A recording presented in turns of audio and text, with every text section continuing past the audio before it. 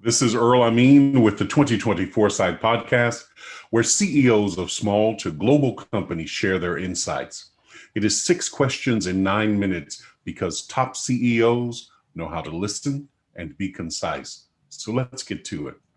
Great. First of all, welcome. And in just a few sentences, tell us who you are and what you do.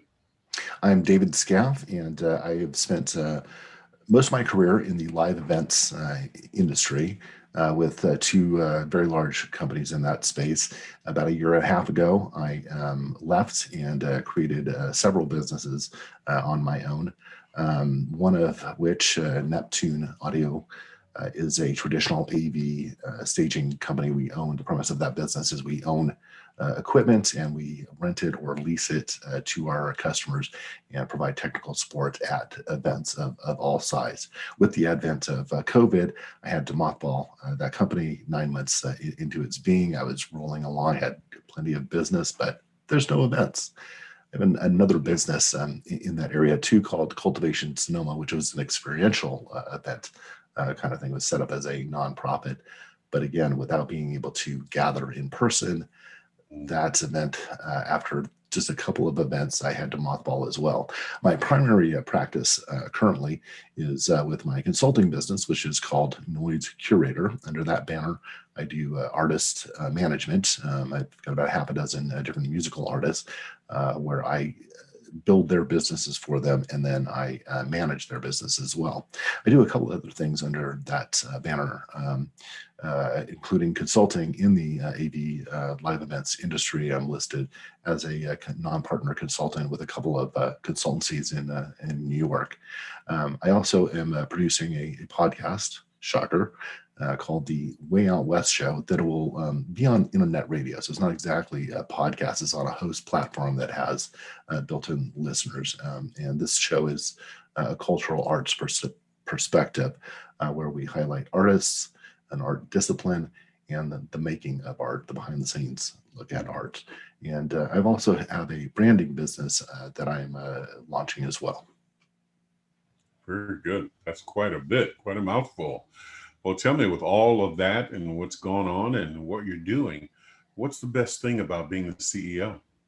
From having worked for two large companies for a lot of years and not being in that position, but being in position to build out enterprises, but still having to answer to shareholders and to a CEO and not really being in charge. The best thing I find is that it's me, it's up to me, and I'm leading the team, and it is about my thoughts and efforts in building the various businesses that I'm currently engaged with. Mm-hmm. Well, I hear, as I speak to other CEOs, that leading their team and being able to see what lies ahead can be a challenge. What are your thoughts? It sure can. And the vision thing to me comes pretty easy, and I get very excited about that. The implementation sometimes is a challenge, and I find frustration in myself in that I have to practice patience. I can set things up. I can do the recruiting of team members that I need. I can put out the strategic plan for that. And then reliance upon others to actually do their part, to make all the wheels go round, and trying to step back from that process is the frustration that I face in that, I know what needs to be done, but I'm going to be better and our organization is going to be better if I just provide the information, the insight, the mentoring to the team to get it done. Very good. Well, you've been at something here and you're focused in a specific industry. Well, what piece of insight would you want to share with other CEOs, whether they're in your industry or not? Well, what I found in my experience in becoming an entrepreneur after being an employee for many, many years was the value of de-risking your enterprise, not having all your eggs in one basket. Though I've described to you work which is all related, it is spread out across different disciplines. So I'm not just relying on one thing. So de-risking, I would say, is probably some advice I could give. Very good. Well, I'm sure in your in your tenure that you've met other CEOs who have achieved various levels of success. What other successful CEOs like yourself would you like to acknowledge and should be on my podcast? I'm not sure I have a name for you to lend to your networking and to lend to your podcast, but I have a couple of stories I could tell about that.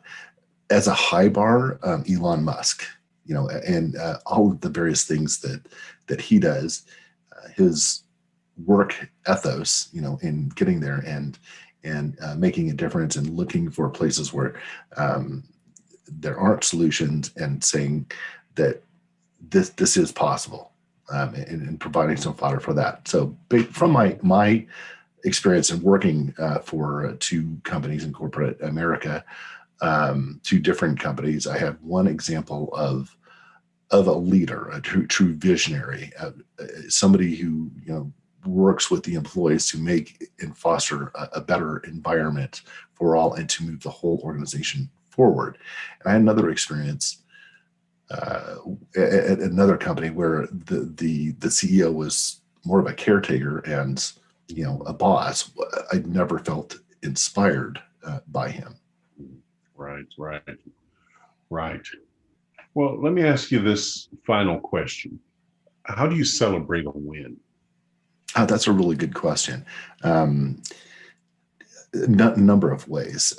With all of my team members, when we can gather, whether it's a dinner or it's going out to play golf or some other recreational activity, just to acknowledge that we have met something.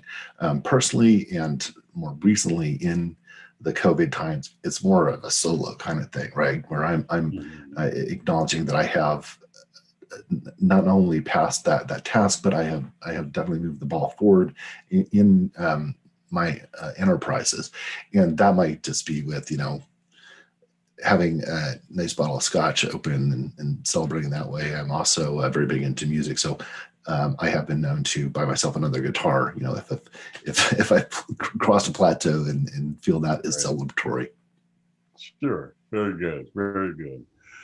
Well, it's been a pleasure having you on, but let me ask you this. Now, how can people find you? Through Noise Curator. That's probably the best way, dave@noisecurator.com.